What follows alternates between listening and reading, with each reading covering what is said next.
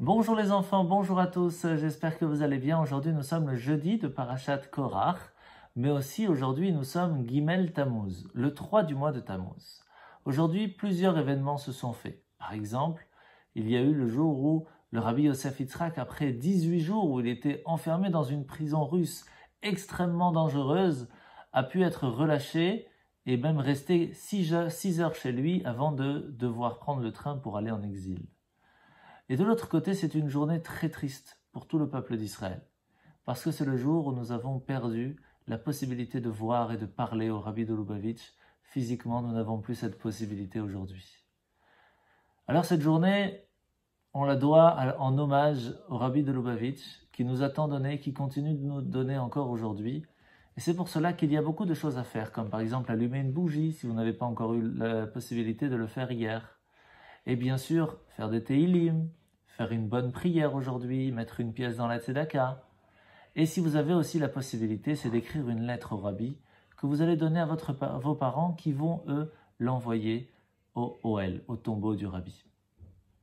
Alors vous savez que dans la paracha, nous voyons aujourd'hui le fait que pour prouver à tout le peuple d'Israël que c'était bien Aaron HaKohen, Aaron le grand prêtre, qui lui devait s'occuper du temple, chaque tribu va amener un bâton.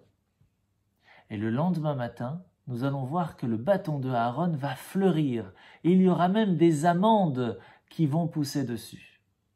Pourquoi Dieu a fait pousser des amandes? Parce que les amandes poussent très très vite. C'était la façon de montrer que Aaron était spécial par rapport aux autres, parce qu'il faisait toujours les choses vite pour aider tout le monde, pour aider le peuple, que ce soit moralement, que ce soit financièrement, que ce soit spirituellement. Il était toujours présent pour tout le monde et pensait à tous. Sachez que le Rabbi aussi, beaucoup de fois dans sa vie nous l'a montré qu'il était important de plonger pour sauver quelqu'un, de tout faire pour essayer d'aider.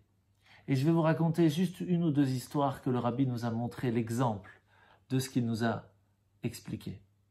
Alors qu'il était tout petit, c'était à Nikolaïev, en Russie, en Pologne, en Ukraine exactement, que la Grande Guerre était présente.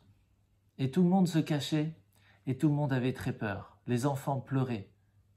Et c'est là qu'un petit enfant, à peine 5 ans, va aller voir tous ces enfants, va les calmer, va leur raconter une histoire. C'était le Rabbi de Lubavitch.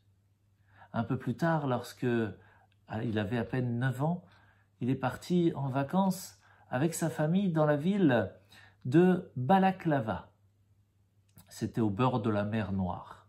Et là-bas, ils ont vu un bateau en train de couler et un enfant en train de se noyer.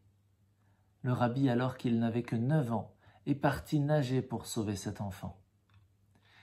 Ça, c'était quand il était enfant, mais on ne sait pas tout ce qu'il a fait dans sa vie alors qu'il était grand. Quelque chose d'extraordinaire. Regardez, partout dans le monde aujourd'hui, nous avons quelqu'un qui représente le Rabbi, avec un Bet Rabad, un Shaliach, qui transmet sa parole, ce qu'il nous a transmis, son enseignement, pour que l'on puisse continuer à amener de la lumière autour de nous. Et ça, c'est important de le faire. Pas seulement les adultes, mais aussi vous les enfants. Chaque fois que vous connaissez quelque chose, vous connaissez le Aleph Bet, apprenez-le à quelqu'un qui ne le connaît pas. Vous avez pu faire le Shabbat à la maison, vous avez allumé les bougies, eh bien, faites que votre ami aussi puisse le faire. C'est ça le meilleur hommage qu'on peut donner au Rabbi aujourd'hui. Bonne journée.